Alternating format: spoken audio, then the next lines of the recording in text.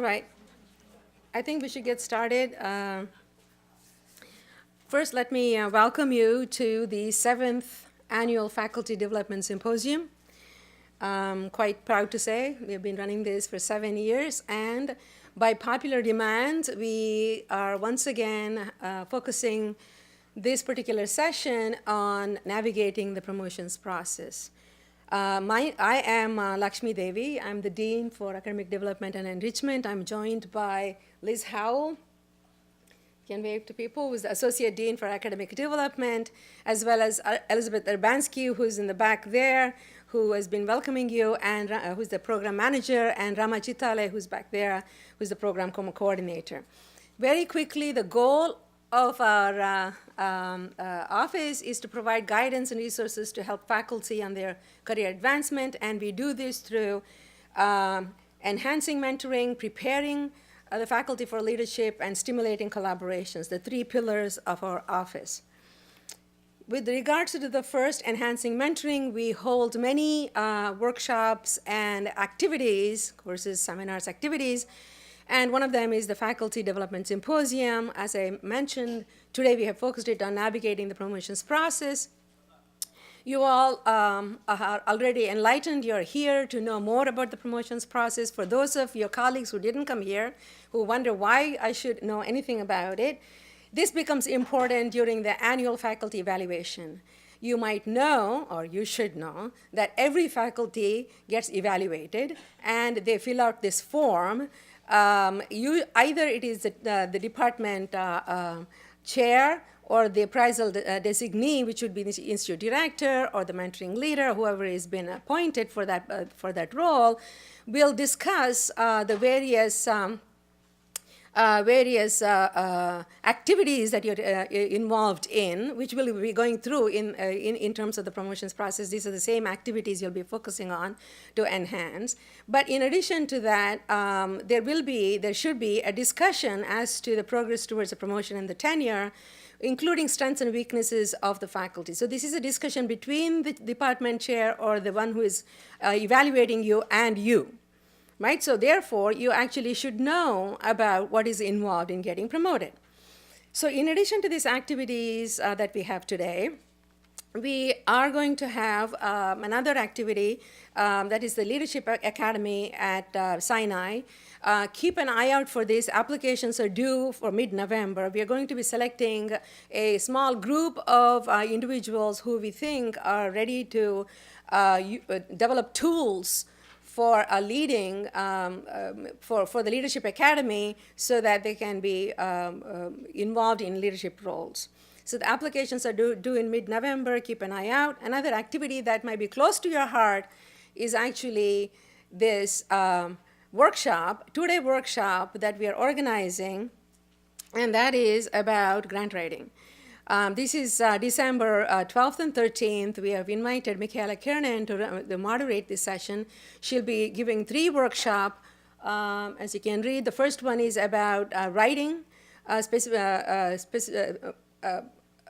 writing, tightness for writing specific articles and grant applications, fundable grant applications, writing grants that get funded, understanding the reviewer's comments when you get your grants back, and then addressing the reviewer's comments. The second day, she's going to do one-on-one workshop with you guys if you register, and we'll look over your specific aims and or abstracts and give you feedback.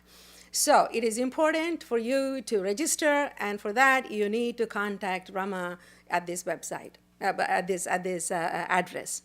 Now, back to our today's event, which is navigating the promotions process. We are going to have about an hour discussion about the promotions process. We are going to hear from the recently promoted associate professors and select members of the Appointments and Promotions Committee. And here are the panelists. I'll have them introduce themselves to you in a minute. But at 4:15, we are going to break out so that you can ask specific questions to the members of the Appointments and Promotions Committee. So this is going to be held in 2 different locations. Those of you who are in the Clinician Educator track or clinical practice track will be in this room. And Penny Asbel will do a very short presentation in what it gets to be promoted in these tracks, and then there'll be a Q&A session where you get to ask the Appointments and Promotions Committee members, ask questions, and then the research track and the investigator track faculty will move to Seminar Room B, where I'll be moderating the panel, and a couple members of the Appointments and Promotions Committee and some of the recently appointed associate professors in this track will also be joining us in answering your questions. I should mention that, I should put this up, mention that these presentations and panel discussion sessions are broadcast throughout our member hospitals. And also we are recording it so that those of you who have missed it, those of you who might want to revisit it, we'll be making the video available to you at our website, which is OADE, which is Office of Academic Development and Enrichment. Actually, I found the best way to get to the office is Google OADE MSSM. First, I'd like to thank the panelists for making time to be here. And then, like the panelists, to introduce themselves, the name, department, the current title, and the track in which you got promoted. And the members of the Appointments and Promotions Committee I would like them to add how many years you've been in the Appointments and Promotions Committee and which subcommittee you're part of. All right. With that, Susan. Hi, everybody. My name's Susan Teitelbaum. I'm an environmental epidemiologist in the Department of Environmental Medicine and Public Health, formerly known as Preventive Medicine. And I am recently promoted to professor on the research track. Hello, my name is Inga Perer. I'm a genetic epidemiologist in the Department of Genetics and Genomic Sciences. I was recently promoted to a professor in the research track. Hi, I'm Viviana Simon. I'm a professor in the Department of Microbiology, and I'm on the Investigator track. I'm Kirk Campbell at Division of Nephrology. I'm a basic researcher. What the? Viviana, you have to turn off your phone. Yeah. Okay. So Kirk Campbell, Division of Nephrology. I'm a basic researcher promoted to associate professor on the Investigator track. My name is Kristen Bernand. I'm in Psych and Neuro, and I was recently promoted to Associate Professor. In the Investigator track. I think so, yeah. I'm not actually sure. Yes, sure. yeah. Can you turn up? Okay. I'm Stan Turm, and I haven't been promoted in a long time, which probably explains why I can't even turn on a microphone. And in fact, I was I'm promoted on a track that no longer exists. In fact, I think it predated tracts. So, but I think now it would be the Investigator track. I'm in the Department of Neurology and also in the Department of, it's not geriatrics and adult development anymore. It's now geriatrics and palliative care. But when I was promoted, it was. Stan, you might want to say how many years you've been on the ENP committee and what subcommittee you're So part of. I have been on the AMP committee, I think, for 16 years, and I'm on the clinical Subcommittee. subcommittee. Yeah. Can you turn off your? Yeah. Okay. Afternoon. Good afternoon, everybody. I'm Sean Morrison. I'm a professor in the Department of Geriatrics and Palliative Medicine, and also in the Department of Medicine. I've been at Mount Sinai since 1993, and like Stan, was promoted on a track that no longer exists. And I think I've been on the committee for 6 or 7 years, although it seems like a lot longer than that. I'm sorry.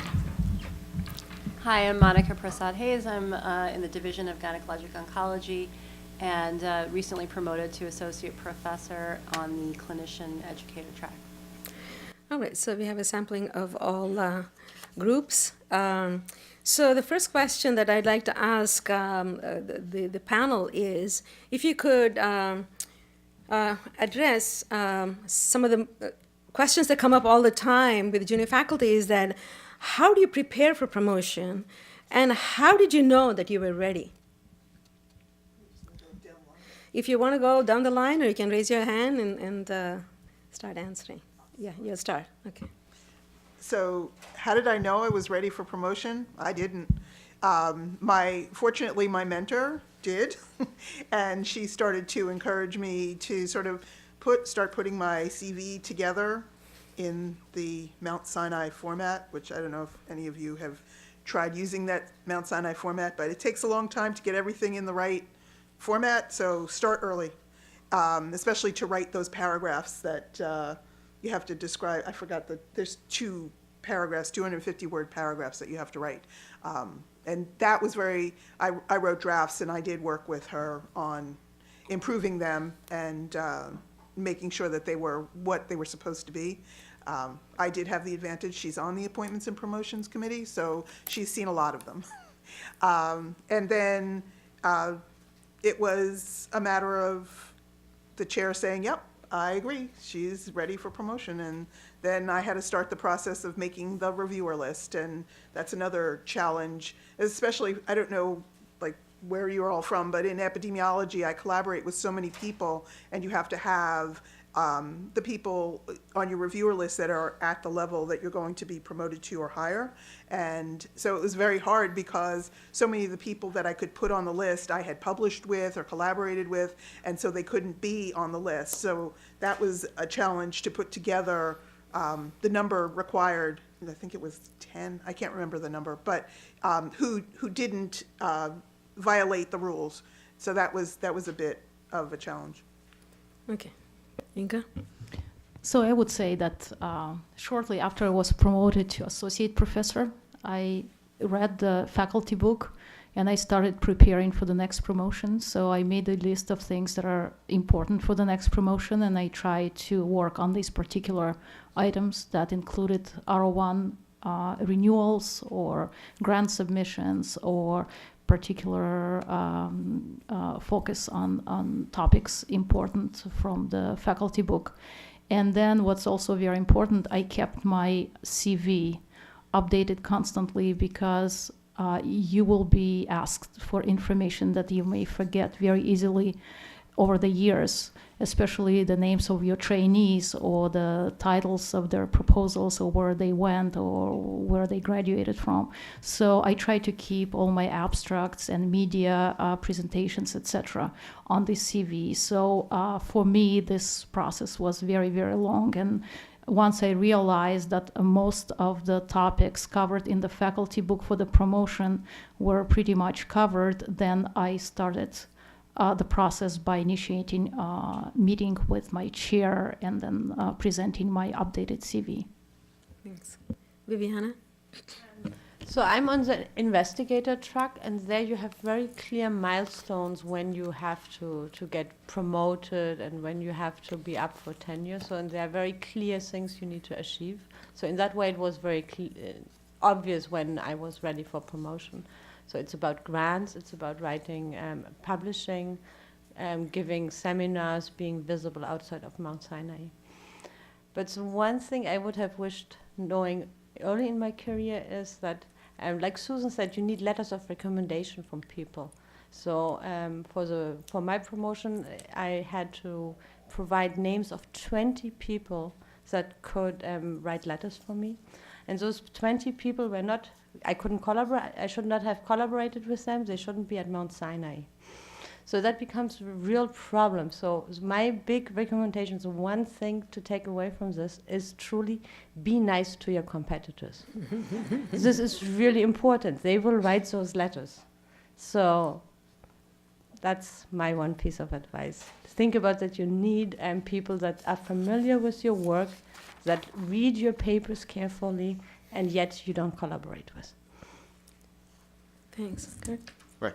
So sort of echoing what everybody has said so far, I think that the role of the chair for me was very important, and in this case it was my division chief. So we'd spoken a lot about the targets Viviana mentioned, grant targets, independent R1 funding, publications, having senior author papers, and the impact of the papers was sort of more important than the exact number. We often hear about quality and quantity, but I think the quality of the publications and the impact that you have on the field would be something that had to be stressed as a milestone for having a defined national reputation to be promoted to associate professor. So that was a critical part of it. I think the one thing that surprised me a little bit was how long the process took.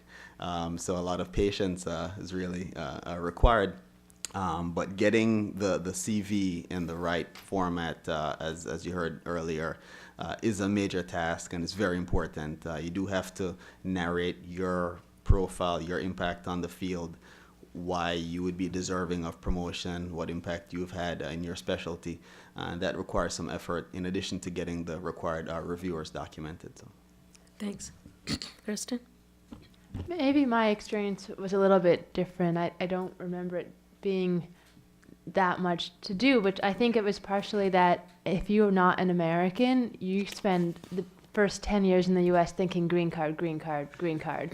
And in comparison to that process, this was so easy. And I think the lesson from the green card process is to document everything, keep track of every talk you've given, every article has ever been written about anything you did. And once you spend 10 years in the habit of that, doing it for 3 more to get yourself to the first promotion, it really wasn't so bad. And so I think all of you foreigners are going to have a breeze of a time with this. It's the Americans who are complaining. And so I already had this ongoing long form CV that I would add talks to, you know, once every month or two while I remembered. And so did I know that I was prepared for promotion? No, but luckily my chair is fantastic, and he's been telling me since the day I got here that like he would let me know, and he told me it was time. And so I spent a couple hours, updated the CV again, I wrote those paragraphs, decided they were better than the ones that I had to manage NIH BioSketch, and updated that at the same time. But really, it's just a matter of documenting the things that you've spent the last 5 years doing, right? You spent the last 5 years writing grants and training students and writing papers. All you're doing now is listing it. That's the easy part. It was the 5 years to get there for me. So I think the part about people from other countries is true not just because of the green cards, but because of the issue, at least at the professor level, of an international reputation. And obviously if you've worked abroad for some period of time, that's already built in, which is helpful as well. You know, I think it's quite different whether you're on the investigator track or on the clinician and or educator track. On the investigator track, I think it really is pretty sort of regimented, if you will. It's a certain number of years, and it's time to be promoted or switch to another track or find another job. So, you know, there's a time limit, if you will. It's a little bit less clear on the clinician and or educator track. And I think we say clinician educator track because it's shorter, but in fact it really is clinician and or educator. And, you know, on the investigator track it's pretty clear. You get R01s, you do get a number of publications in well-respected journals. That's what you need to do. It's the same as what you would need to do to be successful in your field. As a clinician, it's a little bit more nebulous because you need a national or reputation or be in the top 5% in your area of expertise. Well, there are no metrics, Prescani notwithstanding, for that kind of thing. And so it really is a question of reputation. So how do you get a reputation, a national reputation as a clinician? Basically, you've got to be out there talking and meeting people and doing things. So it's not enough, really, to just be really excellent. That certainly is a prerequisite, but in addition, you've got to be well-known. And for people who are inherently reticent, as believe it or not I am, that may not be so easy. And then finally, on the educator side of things, it's really even more difficult, I think, because you really do need to document everything that you've done as an educator. If anything, there are even fewer metrics in that regard. And so I think it's very important to document whatever it is that you do. Couple things I would add to what's already been said. The first is to think about, although we think about promotion as a stepwise process, it really is a continual process that begins the day you're hired. We make, as an institution, an investment in you. We hire you because we think you're going to succeed, and we want you to succeed. And I think that is really important for people to realize, is that we do want to promote you as an institution. We spend a lot of money on your training. We spend a lot of money on your career development. Some of that you've given back to us, but we want to see you succeed. And so I think it's really important to begin thinking of that as a process. And the second is to know the rules. The rules of promotion in this institution are pretty clear. What you need to do to graduate from assistant to associate, associate to full are well detailed, and you need to know those right when you begin. Because if your chair is on top of things, he or she is going to review where you are every single year on that pathway to promotion. And you're going to be able to identify where your strengths are and where the gaps are that you need to fill in. But that doesn't work if you get to the year before, for example, year 6, and suddenly you're short on national presentations which demonstrate national recognition. You can't fill those in a year. So my advice really is what people have said: start as you think about, start right away. Know what you need to have, and a timeline about where you need to get there. Have a really good self-reflection on what you have, what you don't have, and where the gaps are you need to fill. Continue to reassess that, and then when you're getting close, it's very reasonable to ask somebody on the committee to take a look at your CV, and look to see if there are strengths or weaknesses. Part of knowing the rules is filling out the CV exactly the way Mount Sinai says, even if it doesn't make sense. Trust me. Thanks, Monica. Yeah, I think that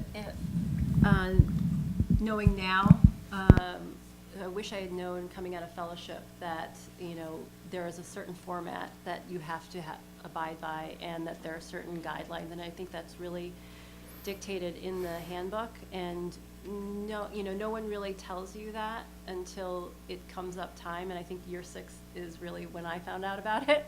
I would wish that, I think finding a mentor early, it may not be your chairman, it may be someone else in the department who can guide you on teaching, showing you this is my format and I update it, every time I do something. I wish somebody had told me that coming right out of fellowship. I think you're so focused coming out of, residency or fellowship on just as a clinician educator, just to start your practice, to build it up, and to, you're focused on the clinical side, but to remember that you're still in an academic institution, and to start that format really early and start building up your CV so that when you get to year 6, there are no surprises, and you can actually easily submit, rather than taking a full 6 months to actually get that in order before you submit. Okay, thank you. The mention of mentors came up, and the mentoring committee has come up. So the question is, how do you have a mentoring plan? Did you have a mentoring committee? If not, who served as the mentors?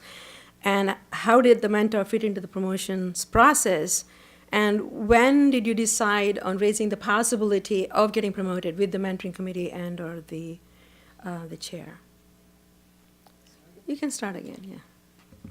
Well, I was sort of fortunate in that when I came to Mount Sinai, initially I wasn't working with my mentor, but I knew her from collaborations that I had done when I was a graduate student. She was at Mount Sinai. And then as I grew away from the project that I initially came to Sinai to work on, and was looking for projects that would help me continue staying at Mount Sinai, I joined forces with Mary Wolf, who's my mentor, and also we're co-principal investigators on a project, and she really was the guiding force behind me being able to make it through the Sinai process.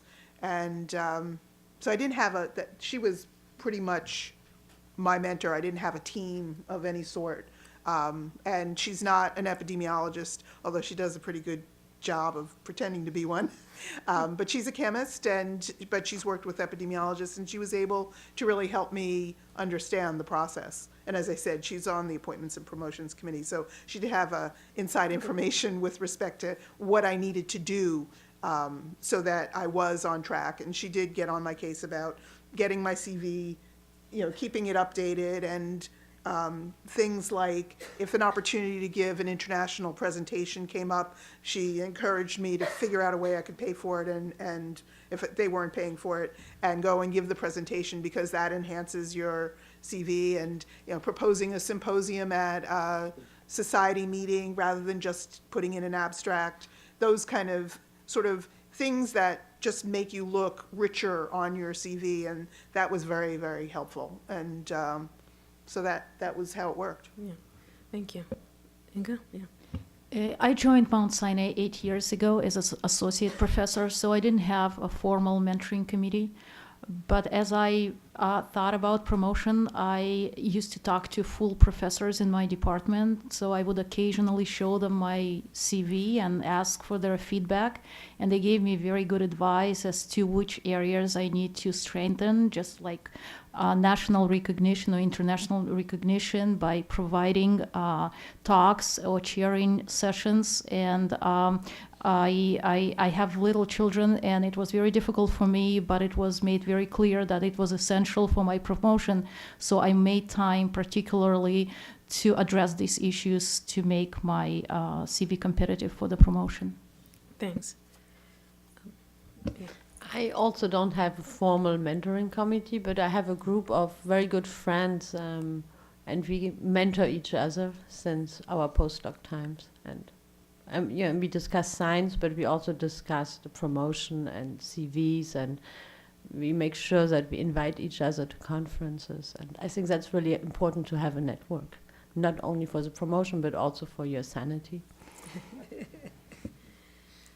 So the Department of Medicine actually had a formal junior faculty mentoring program that I took advantage of, and a good thing about it was that they preferred us to have an institutional mentor who was outside the department, and that's what I did. And he was somebody who gave good tough love, right? Tell you, look, you need to you need more papers, right? So you tell you a lot of things that may be a little bit uncomfortable at first, but you realize it's for your own good. So that was good, but as you heard as well, you shouldn't limit yourselves to required mentoring programs. Certainly look outside the institution, and I've worked in a few different places, so my former research mentors, former colleagues also served as mentors, and quite often they're the ones who will recommend you for study sections as well as reviewers and editorial boards, so that all helps.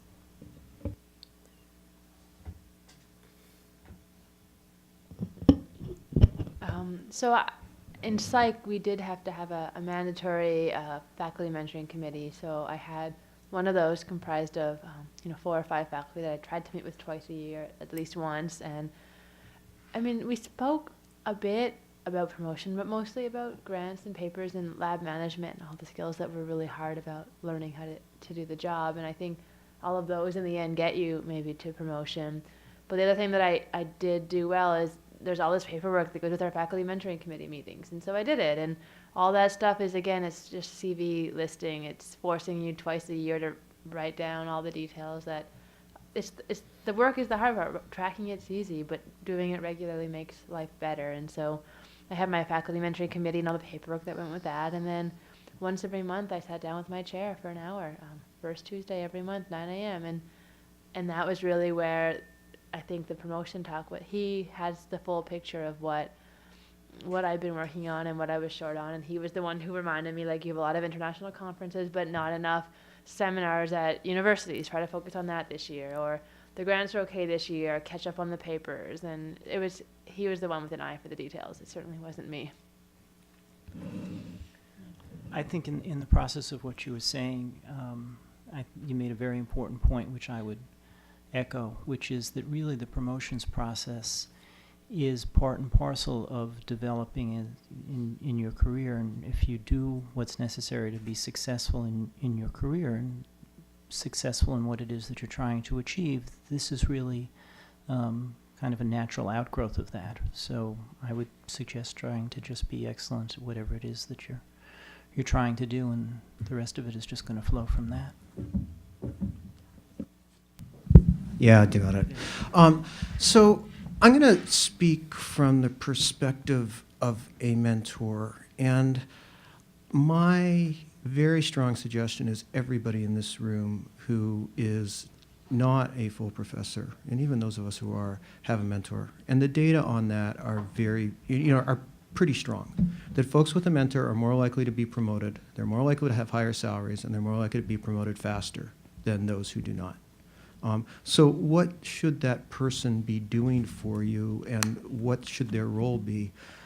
Ideally, they are your advocate. We talked about, I talked about knowing the rules in the institution. There are both rules that are written down, and then there's a hidden curriculum. And the only way you learn the hidden curriculum is to have somebody who's been in that game and knows it and plays it. So, we talked about what should your mentor be doing. He or she should be sitting with you and going over your CV on a regular basis and coming up with a plan and reviewing where your gaps are and where your opportunities. There was mentioned a couple times, you're going to need letter writers for your promotion. How do you get letter writers? Well, your mentor introduces you to them so that you develop a connection with people, and that should be the role of your mentor, is opening up opportunities for talks, introducing you to colleagues. Your mentor should be the one who's looking with you about when is it time to come up for promotion, and is the timing right, and importantly, is the fit right? Because what we don't want is people spending 6 years here and they're in the wrong track or the wrong job. And your mentor should be helping you to do that. There is actually nothing special about what happens at appointment and promotion. We come in, we say hello to each other, we sit around a big desk, and then we have read through your letters, your chair's statement, and we've gone through your CV. And if you check off all the boxes, we are more than happy to promote you. It's as simple as that. There's no sort of looking to deny it. What we're looking for is, do you meet all the requirements for promotion at Mount Sinai? And there's no sort of hidden talks behind that or negotiating that happens or behind the scenes work. It is really straightforward and really transparent. So that's why it's really important to know what the rules are and to know what you need to do to make promotion. And that's where your mentor helps you. Thanks, John. Monica, do you have anything to add? All right. So we heard about, needing mentoring, and mentoring can happen at different levels, and can be peer mentoring, it can be a mentoring committee, it may be the mentors that you recruit, the mentors that are recruited for you from the department. Just use the mentors. If you don't have one, find one, get together mentoring committee and make them work for you. Right? So before we go on to the audience questions, I'd like to ask one more question, which is, looking back at the promotions process, what pearls of wisdom do you wish you had to make to the process, wish that you would recommend that would make the process easier? In other words, what was unexpected about the promotions process, and what you wish you had known before? What advice you would like to give it to them? And for the appointments and promotions committee members, what can you do to demystify the appointments and promotions process? That Sean already mentioned that it is quite transparent. But what are your pearls of wisdom about the process itself? So if the recently promoted faculty would comment on if there was any challenges or unexpected points of the promotions process that you wish you had known earlier? I sort of alluded to earlier the time. I think what I realized after I started the process was that the departmental A&P committee is separate from the institutional one. The departmental one was actually a lot quicker. That only required the CV and the chair statement, which you draft together with the chair. But it's after that you get your manuscripts together and your list of reviewers that you send to the institutional promotions committee, and that's what takes a long time. And I think that part of the process, at least for me, took about 5 months or more, the second part. So that was a little bit something I wasn't aware of a little bit before. Sean? Yeah, let me just comment on that because I've heard it a couple of times. It takes a long time or seemingly an endless amount of time between when you submit your paperwork and when you get notified about your promotion. And the lag and the delay is not the dean's office, it is waiting to get back your external letters, because it can take months and months. And it is the dean's office making second and third requests. And that's where the real delay is. And in fields where, smaller fields than others, it can be even longer. I get at least 2 a week of people to write promotion letters for. So you can imagine that, I'm always writing letters. And I get backed up. I'm sorry. But again, just to demystify it, it's not like people are sitting and debating and there's multiple meetings. It really is just waiting for your letters to come in. The minute they come in, they go basically to the next meeting. We meet twice a month. Thank you. Anyone else?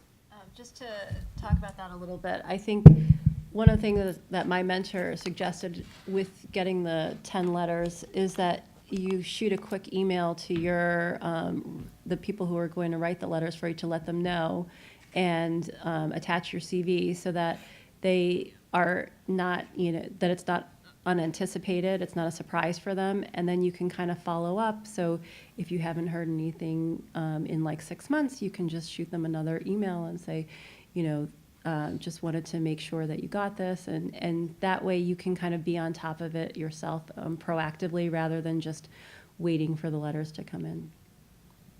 I'll add to that too. I remember listing my people and thinking it was unethical to even tell them that I had listed them. And so a month later I had asked my chair, like, hey, should I tell them? And he was like, Kristen, you don't ask anybody to do anything for you and not give them a heads up.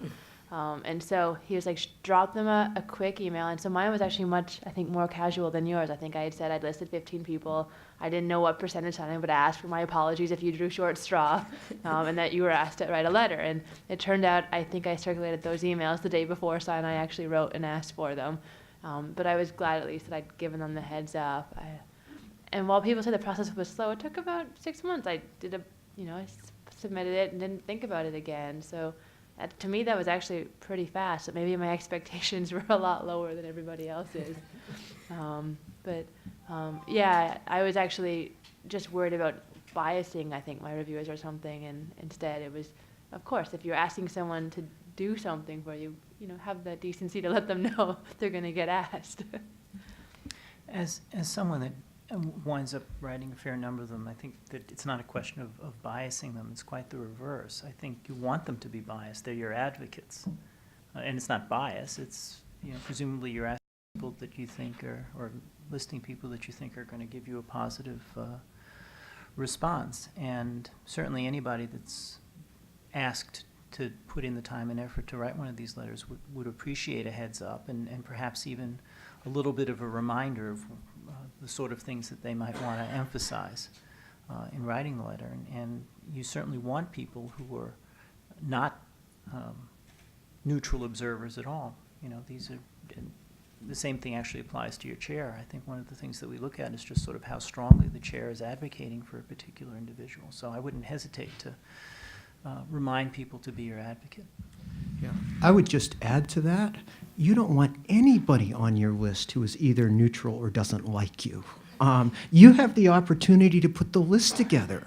They should know you, they should like you, they should be up for receiving an email from you, and if there's certain things that would be helpful to them about the vagaries of the Mount Sinai process, let them know.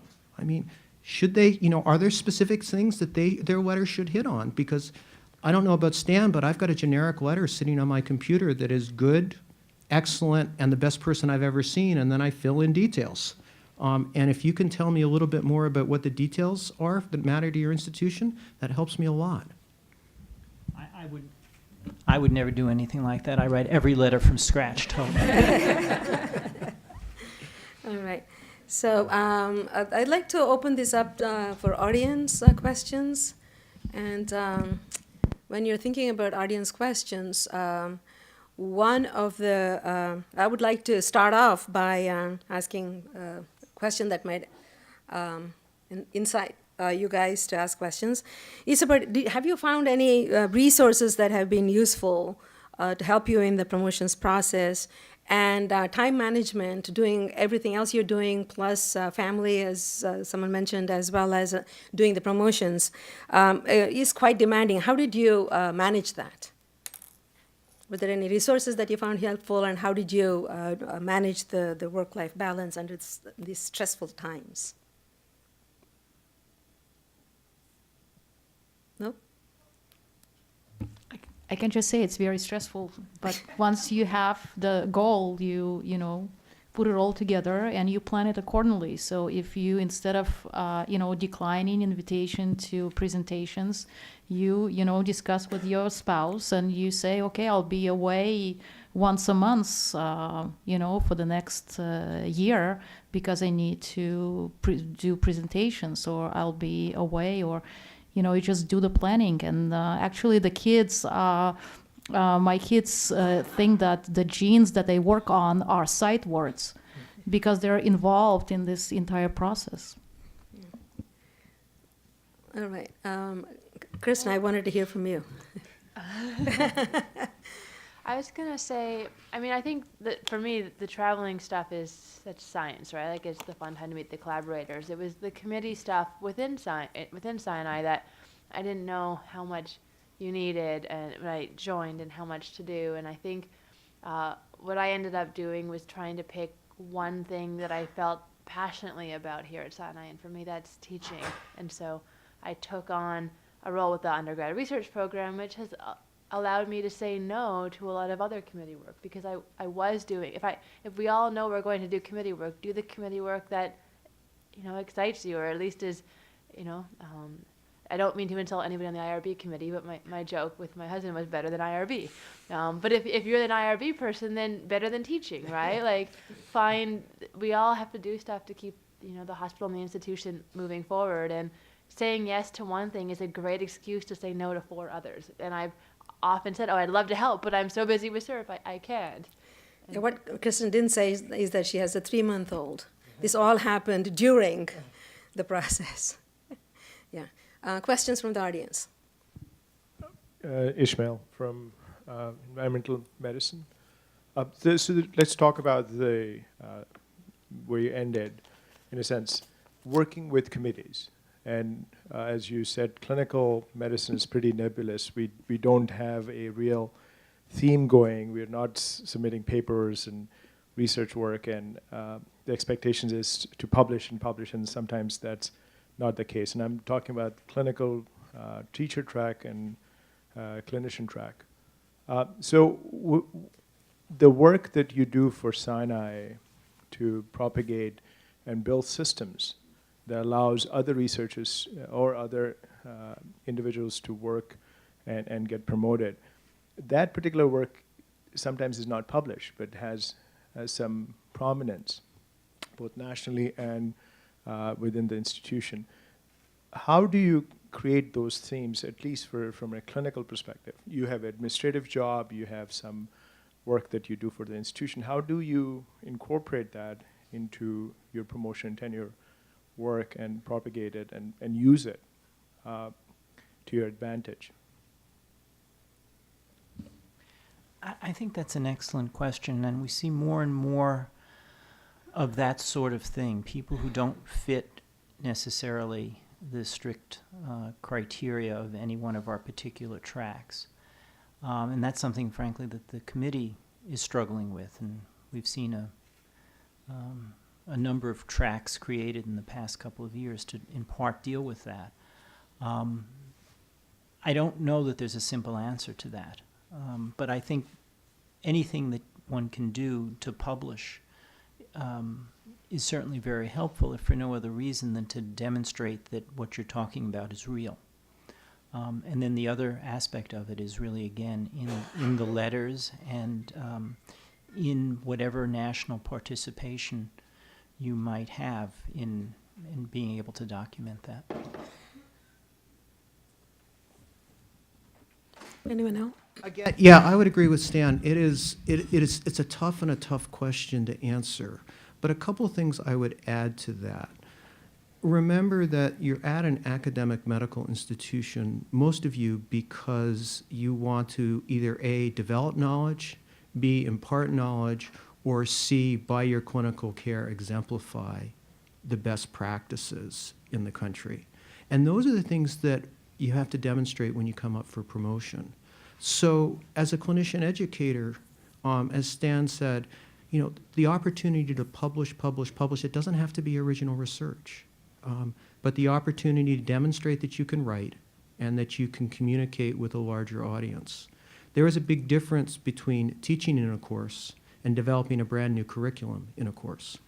And that should be both on your CV and as an appendix, if need be, because that's original work that somebody else hasn't done.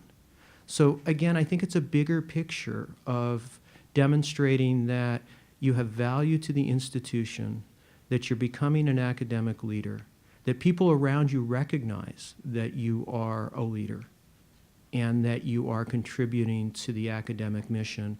And then it's a question of, can you be creative to demonstrate that? And we struggle with that too, quite honestly. But if you come in with a CV that says, you developed and ran a brand new CME course in a new area, that demonstrates leadership, and that demonstrates an academic portfolio. And so I would, think not so much about, particularly in folks who are not on a traditional research track, not so much about the number of papers, the number of grants, but how do I demonstrate my value to the institution? Does that make sense? And one place where it also can be highlighted is in the chair's letter, right? There is a letter from the chairman that writes about the qualification of you as for the promotion, where you can highlight your contribution to the department, to the institution. That you're a good citizen, and there's an example of what you do for your department, for your institute, for the institution. Hi, I'm Mark from the Department of Emergency Medicine, and I had a question regarding those of us who are on the Clinician and Educator track. Can you explain in more detail the exclusion criteria for your external letter writers? Because my understanding is that if you've collaborated together, i.e. you published together, then that person is not eligible to write you a letter. Correct. And how about if you've, say, trained with them during residency or fellowship? So all those people are excluded. I think there's actually a statute of limitations on that. Yeah. Oops. So that is so on the Sinai Faculty Resources website, there is an appointments and promotions and tenure guidelines and criteria.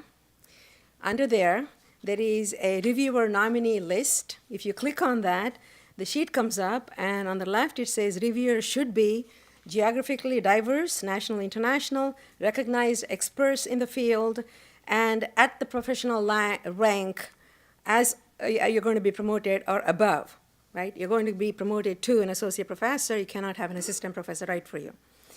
Reviewers to be excluded are internal, Sinai people, former mentors, individuals with whom you have had collaborated with in the past 3 years, either sharing funding or publications, and no more than 2 reviewers from the same institution.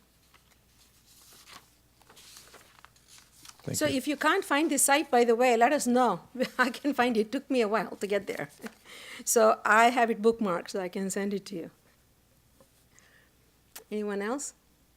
So finally, to the members of the Appointments and Promotions Committee as to what is the best way to contact the Appointments and Promotions Committee members. When do you recommend that the faculty contact you at all, or how do you recommend that they get the information about the promotions process the best? What do your recommendations are that they contact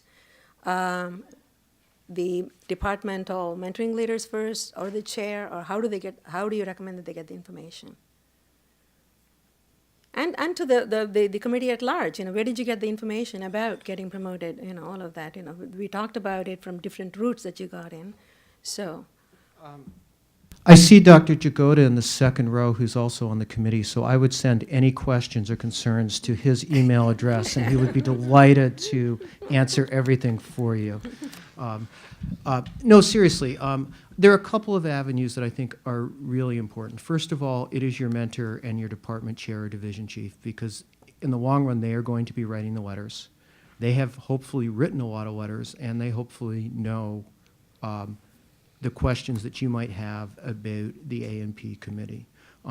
Please do not go to them without actually going and reviewing all the criteria. It is hard to find, but it's there.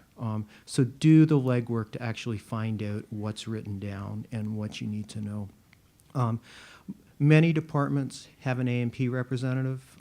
In my department, for example, I look at every CV that might be going up to the committee just to make sure there are no red flags on it. My department chair asked me to do that, and I say, absolutely, that's part of the citizenship role. So if you have somebody in your department who's on the committee, sit down with them, ask for a brief appointment, 30 minutes, 15 minutes is more than fine, and send them your CV ahead of time. Both chairs of our committees will review CVs if the department chair typically asks. I would, refrain unless Penny tells you differently from sending her your CVs. And I would honestly, if you don't know me, I'm probably not the right person to be sending a CV to either. But there are a lot of resources out there, and I would encourage you to A, start with your department, and then B, if there's nobody in there, ask your chair to reach out for somebody. Again, the idea is we want to promote you.